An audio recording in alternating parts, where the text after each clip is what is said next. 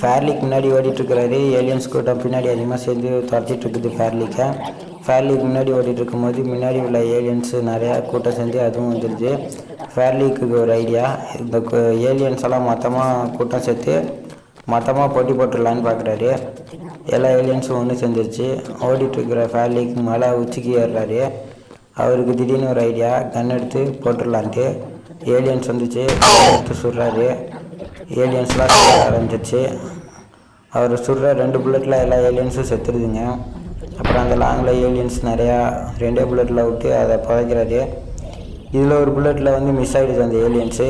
மறுபடியும் இன்னொரு புல்லட்டை எய்ம் பண்ணி கரெக்டாக விட்றாரு. அப்புறம் இந்த லெஃப்ட் சைடில் உள்ள ஏலியன்ஸ்லாம் எல்லாம் செதற ஆரம்பிச்சிருச்சு அந்த ஒரு புல்லட்டில். அடித்து போட்ட பாம்பும் பல்லால் கடிச்சதுன்னா விஷம்னு சொல்லுவாங்க. அதனால் அந்த இறந்த ஏலியன்ஸ் திடீர்னு எழுந்தி அடிக்கக்கூடாதுன்ட்டு அதையும் சுட்டுறாரு. சுடும் போது ஏலியன்ஸ் எங்கேயோ பறக்குது.